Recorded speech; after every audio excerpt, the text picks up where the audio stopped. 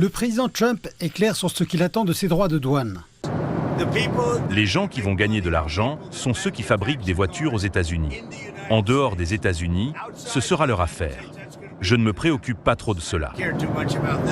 L'Allemagne devrait être durement touchée par ces mesures. S'exprimant à la foire de Hanovre, où le Canada, autre pays dans le collimateur des tarifs douaniers de Trump, est la nation partenaire, le chancelier Olaf Scholz avait eu un message de solidarité pour le Premier ministre canadien Mark Carney.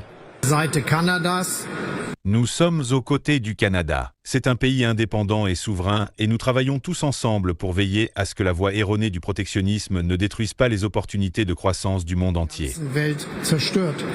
En 2024, les États-Unis ont importé pour 220 milliards de dollars de voitures particulières. Sur cette somme, 25 milliards de dollars provenaient d'Allemagne. Les grands noms de la construction automobile allemande sont confrontés à un avenir incertain sur l'un de leurs plus grands marchés. Mercedes-Benz envisage de subir une perte financière d'environ 1,7 milliard de dollars en 2025, en raison de l'éligibilité aux droits de douane d'environ 2/3 de ses exportations vers les États-Unis. Porsche s'apprête à procéder à des suppressions d'emplois, 10% de son personnel risquant d'être licencié. Le constructeur a déjà annoncé une baisse de 20% de son bénéfice d'exploitation pour 2024, soit plus de 6 milliards de dollars pour l'année. Volkswagen est un autre grand nom qui a connu des difficultés ces derniers temps. L'année dernière, l'entreprise a dû émettre 2 avertissements sur les bénéfices à ses actionnaires et a annoncé que le temps était compté pour sauver l'une des entreprises automobiles les plus célèbres au monde. 80% de ses ventes aux États-Unis seront touchées par ces droits de douane.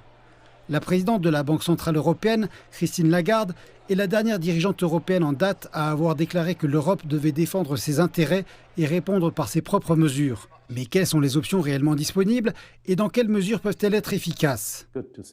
Il est bon de s'asseoir et de parler. Bien sûr, il est bon d'avoir des cartes et de construire une position à partir de laquelle vous pouvez négocier. Si vous négociez sans option, alors il n'y a pas de négociation.